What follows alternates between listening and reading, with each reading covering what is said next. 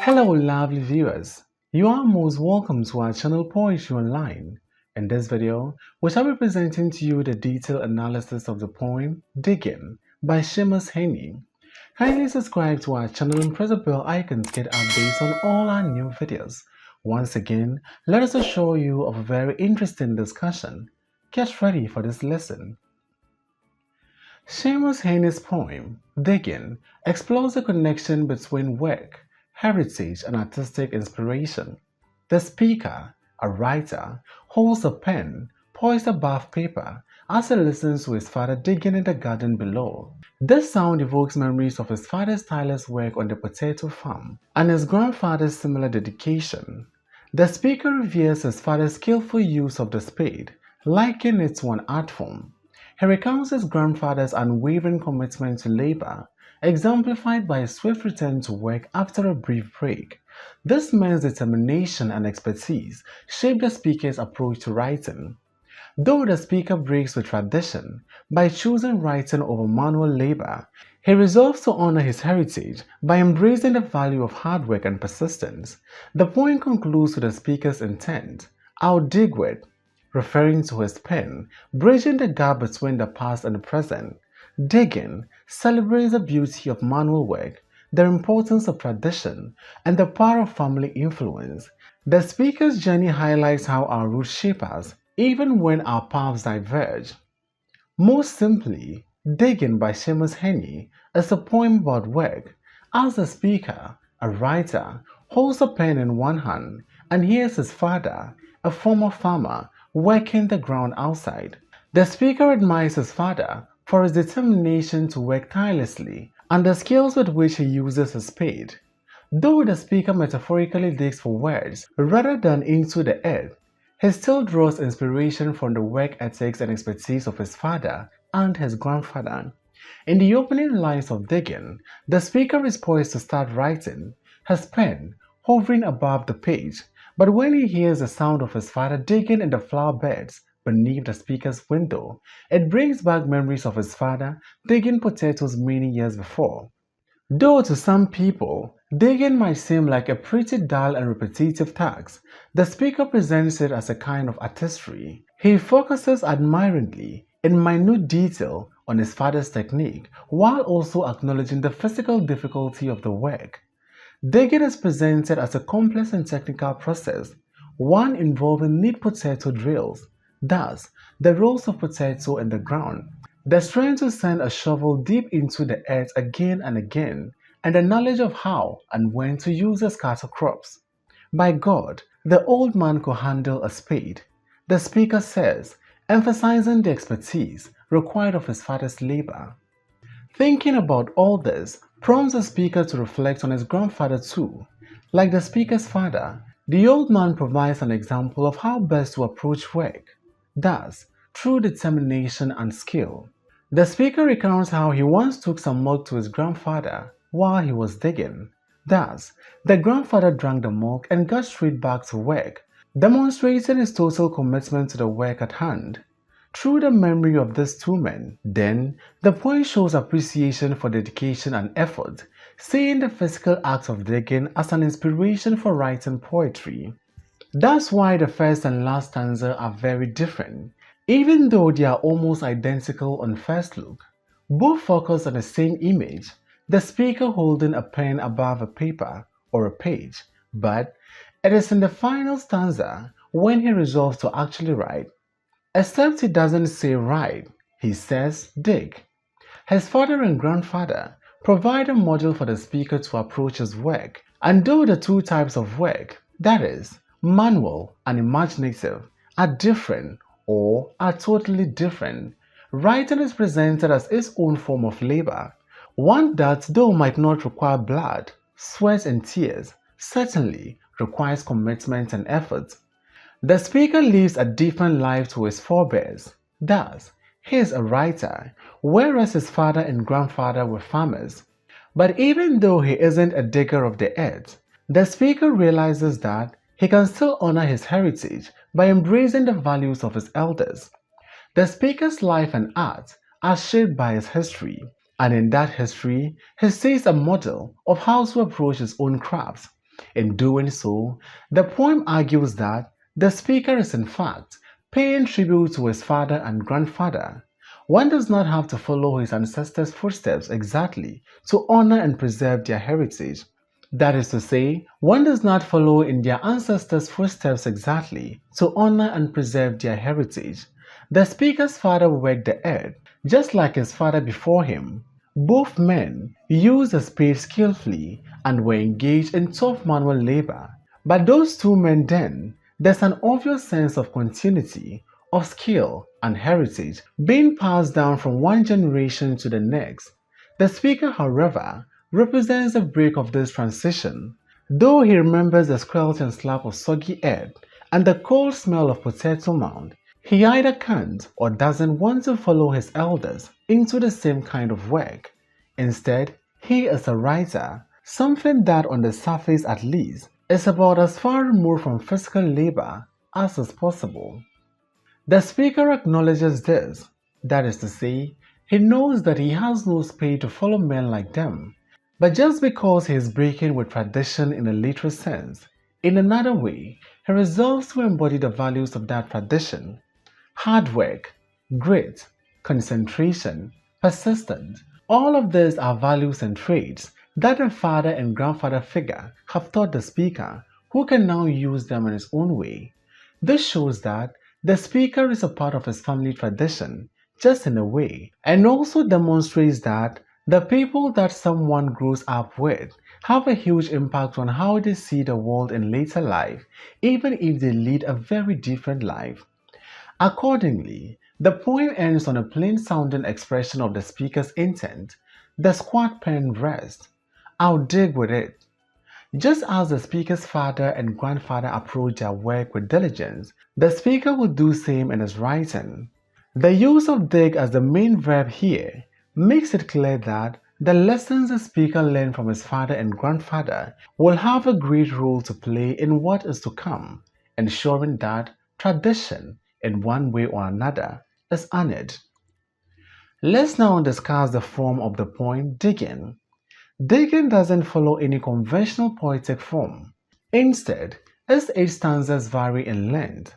Some are as short as 2 lines, while the longest, the sieve, has 8 lines. The first effect of this is visual. Thus, notice how the text actually looks on the page. Considering the poem's main metaphorical idea, that writing is a kind of labor, like digging, it's tempting to view the different chunks of text on the page as representing the clumps of earth upturned by a spade. Like clumps of earth, the stanzas are made out of the same material, that is to say, language, but they come out in all shapes and sizes. The poem has a nearly circular form, starting and ending with almost identical stanzas. In between, the speaker goes deeper and deeper into his memory, conjuring an image of his father and then his grandfather, and finding inspiration in both figures. There is one difference between the first and the last stanzas, however, and it's crucial. Having mentally revisited his forebears, the speaker resolves to write in the last stanza, that is to say, to dig with his pen, whereas the first stanza is an image of inaction. This shows the importance of the memories in giving the speaker a kind of model for how to proceed. Let's now consider the meter of the poem. Digging doesn't have a strict meter. As written in free verse, reflecting the freely flowing memory of the speaker and the way one image will inspire another in his mind. Let's now consider the rhyme scheme of the poem Digging. Digging doesn't have a rhyme scheme, but it does use rhymes here and there. Setting of the poem Digging. The poem opens with the speaker at a desk, suggesting he's inside a room of some sort. He's sitting by a window, outside of which he can hear his elderly father working in the flower beds. This sound might be real or imaginary. Either way, it prompts the speaker to delve into his memories, that is to say, introducing a new setting of the poem. Here, he admires the way his father and grandfather worked the land, which is distinctly Irish because of the references to potatoes and turf. In a sense then, the poem takes place in the speaker's mind, but his memory are firmly rooted in the rural Irish landscape. Indeed, part of the poem's aim is to bring that world to life through, for example, the onomatopic sound in the penultimate stanza. Ultimately, the poem returns to the present, the final stanza almost identical to the first, except this time, however, the speaker turns to the future. Inspired by his father and grandfather, he resolves to write. Let's now discuss the speaker of the poem. The first person speaker of the poem, Diggin, doesn't define who he is, but this is generally taken to be Heaney himself. Indeed, that's how it comes across in Heaney's interview about the poem. The poem opens with a picture of the speaker in a state of inaction, his pen hovering over the page. Already, the reader gets the impression that the speaker is a writer, or at least an aspiring writer. The poem comes at the start of Heaney's first collection, Death of a Naturalist, and it's fair to say that the poem does work as a kind of mission statement, with the speaker committing to honor his forebears through dedication, hard work, and craftsmanship. Indeed, much of this collection draws on Heaney's own childhood memories, suggesting that perhaps it is the past that functions as Heaney's muse or deity. Either way, the speaker is inspired by his father and his grandfather to dig with his pen, that is, to write. Let's now take our first reading of the poem Diggin by Seamus Heaney. Between my finger and my thumb, the squat pen rests, snug as a gun. Under my window, a clean rasping sound when the spade sinks into the gravelly ground. My father, digging, I look down, till his training ramp among the flower beds bends slow, coming out 20 years away, stooping and reading through potato drills where he was digging. The coarse boot nestled on the lag, the shaft against the inside knee was levered firmly. He rooted out tall tops, buried the bright edge deep, to scatter new potatoes that we picked, loving their cool hardness in our hands. By God, the old man could handle a spade, just like his old man. My grandfather cut more turf in a day than any other man on Turner's Bog. Once I carried him milk in a bottle, corked sloppily with paper. He straightened up to drink it, then fell to right away, nicking and slicing neatly, heaving swords over his shoulder, going down and down for the good turf, digging. The cold smell of potato mound, the squelching slap of soggy peat, the curd scars of an edge, true living roots awaken in my head, but I've no spade to follow men like them. Between my finger and my thumb, the squat pen rests. I'll dig with it. After taking our first reading of the poem, let's now take a detailed analysis of the line contained in the poem, beginning with the first two lines of the poem. Between my finger and my thumb, the squat pen rests, snug as a gun. The poet begins the poem with a vivid picture of the speaker, poised over a blank page, ready to embark on his creative writing process. A pen is described as resting between his fingers, which suggests a sense of ease and familiarity with the act of writing. However, the pen is also compared to a gun, described as snug as a gun. This intriguing simile introduces a sense of tension. While guns are designated to fit comfortably into the hand, their use carries significant implications and consequences. This comparison may imply that literature, much like a gun, possesses the power to create impact and evoke thoughts, positioning the writer in the role of responsibility for the words they choose to wield. At this moment, however, nothing is unfolding. It represents a stillness that precedes action, hinting that the ensuing lines will reflect on the writing process itself. The speaker seems to take a moment to contemplate his thoughts before putting pen to paper. This pause sets the stage for the introduction of an external digging sound in the next stanza, which serves to juxtapose the speaker's internal work with another form of labor. In essence, digging explores themes of authenticity and dedication to one's craft, emphasizing the importance of hard work. The opening lines highlight the intimate connection between the speaker and his art. The use of alliteration, consonants, and assonance throughout these lines suggests that each syllable has been meticulously chosen, reflecting the skill and precision of a master craftsman. Let's continue with our analysis. Under my window, a clean rasping sound. When the spade sinks into gravelly ground, my father, digging, I look down. In the second stanza of the poem, the speaker hears the sound of his father digging into the ground outside with a spade. While some might imagine noise to be a distraction, especially during a creative process, but in actual fact, it is this sound that really sets the poem in motion. From here on in, the speaker will delve into the memories provoked by the digging sound and compare his own life and work to that of his father and grandfather. It's also worth noting the use of perspective here. The speaker looks down on his father from a window, a similar vantage point to the one the father has over the ground.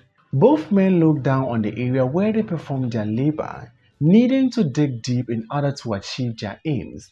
But there's one more character doing the same thing, that is, the reader themselves. The reader too looks down on the page from above, performing the work of understanding, interpreting, and imagining the poem's world. Also note that the final line here is enjambed, adding a sense of anticipation, that is, what exactly does the speaker look down on? Let's continue with our analysis. Till his training ramp among the flower beds, bends low, comes up 20 years away, stooping and reading through potato drills, where he was digging. Stanza 3 picks up from the second stanza through enjambment. That enjambment forces the reader's eye down the page, just as the speaker himself looks down at his father. This stanza then contracts two moments in time. The first is the poem's present, in which the speaker seems to be observing his father digging among the flower beds. The phrase, straining ramp, is somewhat comical and implies that the father is now an old man who finds it more difficult to work the land like he used to. The fact that he does it nonetheless, however, reflects his dedication and skill when it comes to this kind of labor. But when the father stands up straight, is now 20 years away, that is to say, 20 years ago, when the father would dig potato drills. A drill is a small part of the land that has been dug for planting crops. In other words, the sight of his father working in the flower beds prompted the speaker's mind to jump back in time, back to when he watched his father farm the land. The speaker's observation of his father, and observation as one of the speaker's most important tools, allows him to travel deep into his childhood memories. Though 20 years apart, the two images present continuity. In both, the father is digging. Perhaps the fact that he now digs flower beds signals that he is in retirement age, whereas the potatoes were dug in his time as a manual laborer. The point is, as the father presents an image of uncomplaining determination, grit, and the willingness to see the task through to its completion, and put himself through pain all along the way. Though the speaker hasn't yet explicitly drawn the link between actual digging and figurative digging, through writing, this extended metaphor is already subconsciously underway. The speaker describes the way his father stoops in rhythm. Working in rhythm is a key part of the poetic craft. The slightly harsher, but no less well-organized percussive sounds here convey the earthiness of the father's work. It's also worth noting the poem's highly effective use of end-stopping throughout. Sometimes, the lines are allowed to enjamb, suggesting a kind of continuous effort from the start of a phase to the end. But, like somebody digging in the field, Sometimes the poem has to take a brief rest before it goes on. The full stop at the end of line 9, where he was digging, is therefore an important pause. Indeed, it is one of the 3 instances in the poem in which the word digging is followed by a full stop. In this stanza, the speaker offers a childhood memory of his father, digging then as he is now. This memory is observed in minute detail. This isn't just for the sake of it. It's about showing the way that digging, or good digging, is not as easy or simple as it might seem. Instead, this kind of manual labor requires skill, knowledge, and genuine expertise. The speaker elevates his father's labor to the level of crafts, that is, honoring its intensity, physicality, and of course, usefulness, that is, the father is cultivating food. Let us continue with our analysis. The coarse boot nestled on the log. The shafts against the inside knee was levered firmly. He rooted out tall tops, buried the bright edge deep, to scatter new potatoes that we picked, loving their cool hardness in our hands. The speaker elevates his father's labor, as we said earlier, to the level of crafts, that is to say, honoring its intensity, physicality, and of course, usefulness. Lines 10 and 11. The coarse boot nestled on the log. The shaft against the inside knee was levered firmly. Then, are about the father's digging techniques. It's a combination of brute force and tender care, just as the production of poetry requires intense effort and attention to detail. It's not comfortable or easy work. The boots are rough. It takes firm leverage to put the shovel into the ground, but it's done with a clear expertise. There is something quite sensuous about this stanza, which culminates in line 14.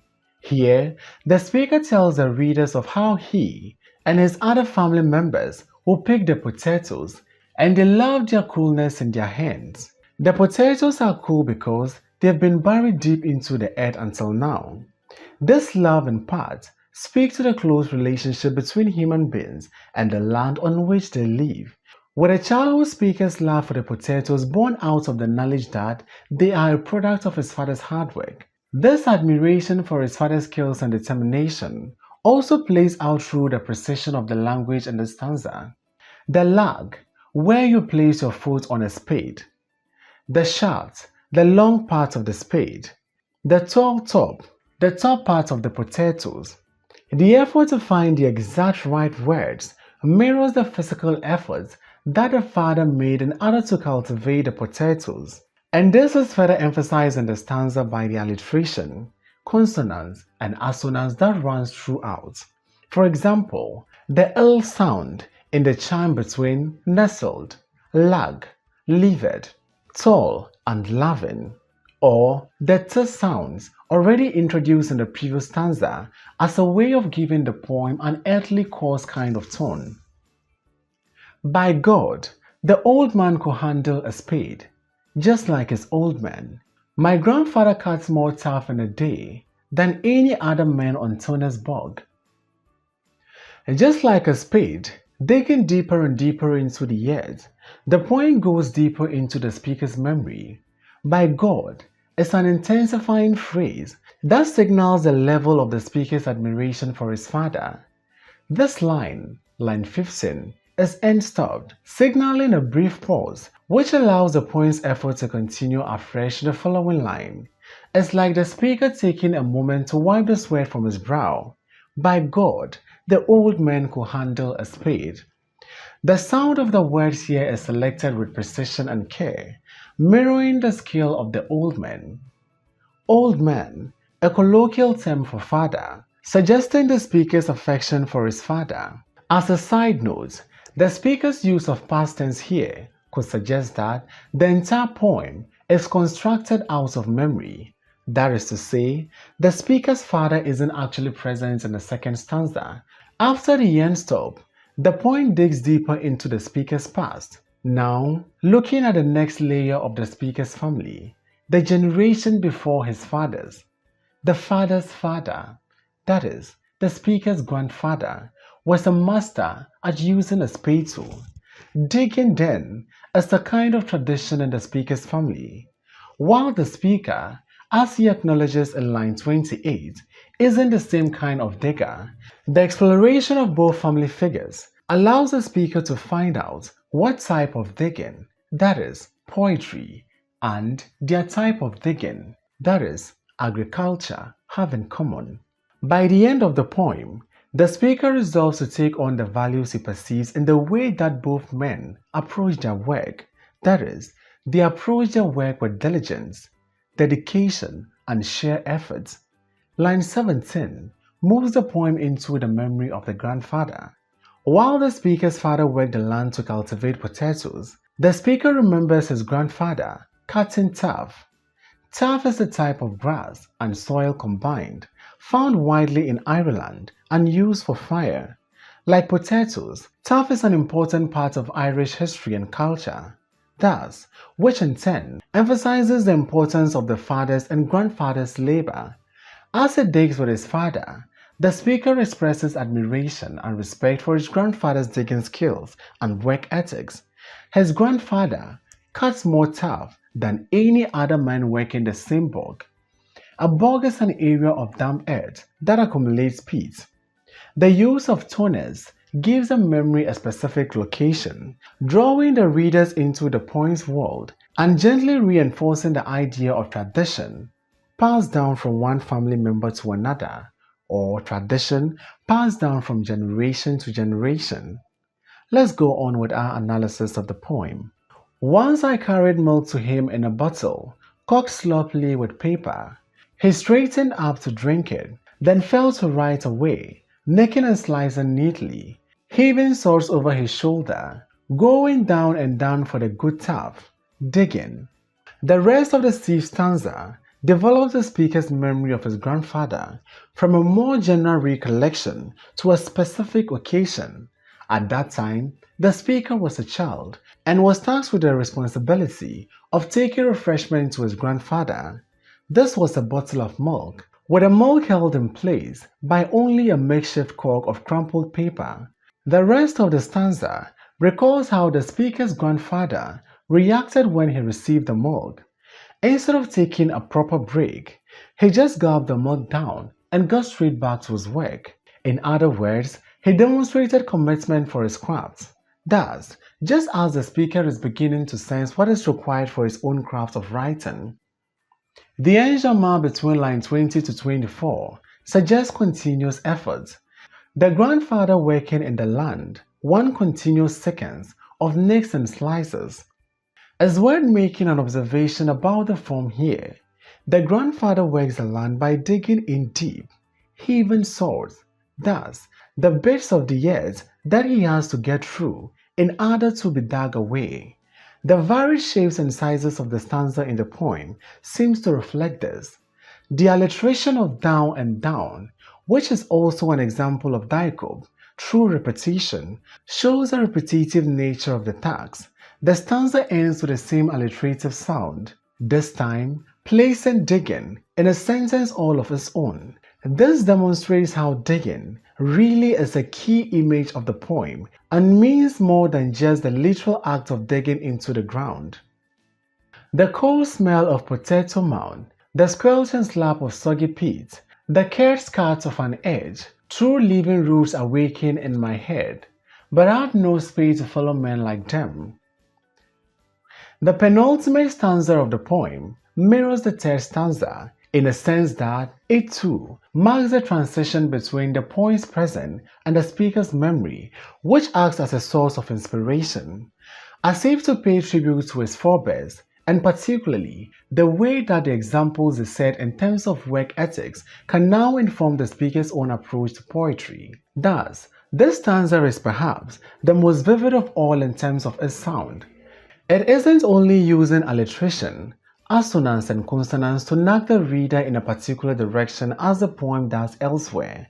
This stanza goes beyond that through the prominent use of onomatopoeia, bringing the potato field to the page. First though, there is a consonance and assonance in the cold smell of potato mound.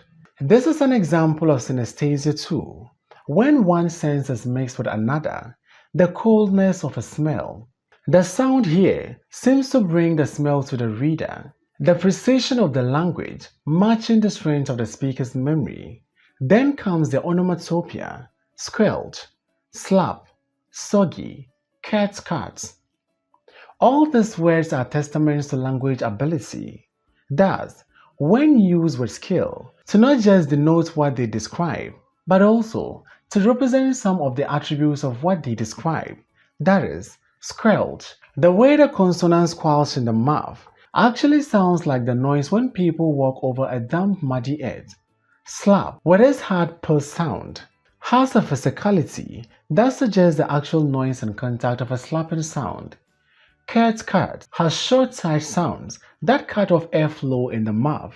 The power of these sounds to capture, represent, and bring to life the speaker's memory help connect him to his past and to see the continuity between the tradition of his father and grandfather and his own role as a writer. The power of language establishes roots in his head and awakens his desire and ability to recreate the world through poetry. That's why these roots are alive.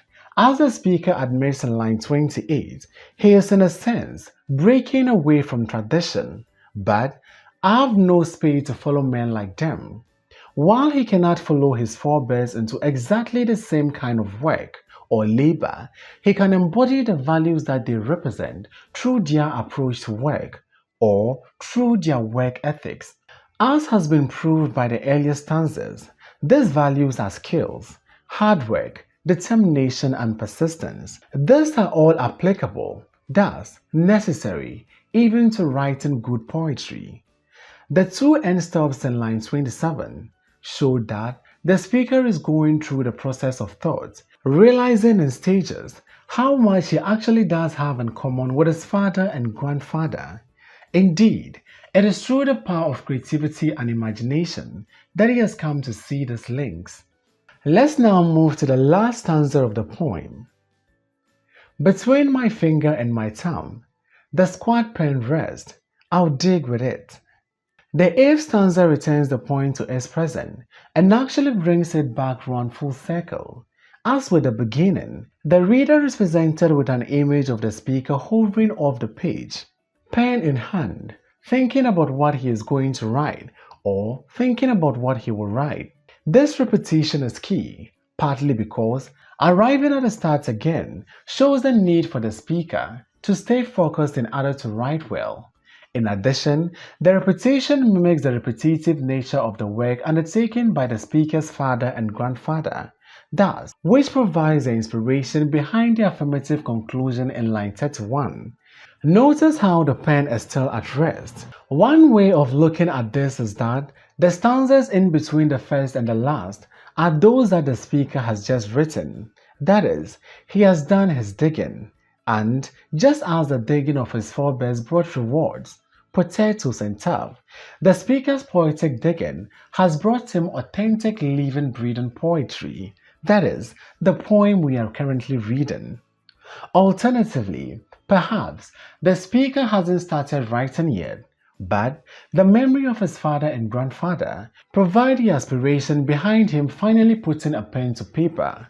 Either way, it is important that the poem ends with a single use of the future tense, the speaker making a solemn commitment to his work. I'll dig with it, that is, he will work hard at it, over and over, without complaint, inspired by what he has learned from his ancestors. The extended metaphor reaches its completion here, with poetry clearly presented as a form of digging. And though the speaker's work may be different from that of his father and grandfather, it is through performing that work, through writing the poetry, that he comes to see what they all have in common, in turn bringing him closer to his memories of them too. Let's now consider the major themes of the poem. The power of family influence, the need for personal choice, or the need to break away from tradition, the importance of hard work, family and tradition. Lastly, Let's now discuss some of the symbols employed in the poem Digging by Seamus Heaney. In this poem, we come across handheld tools. Handheld tools in the poem represents power and potential. Both spade, also known as shovel, and pens are presented as important tools for labor, be it the manual labor of the speaker's father and grandfather, or the speaker's own labor of writing. The pen is the speaker's version of a spade, which is the poem's metaphorical way of saying that the speaker will use the pen just as his ancestors used their spade to dig. But whereas the speaker's father and grandfather dug the earth to plant potato and find good turf, the speaker will figuratively dig through the memories to inspire his writing. His digging involves remembering and honoring the values of his ancestors and embodying those values even though his life's work ultimately follows a different path. It's also worth noting that there is arguably one other tool in the poem, the gun of line 2, which is a part of a simile the speaker uses to describe the feel of the pen in his hand. A gun is a weapon. Of course, its presence in the poem creates some tension.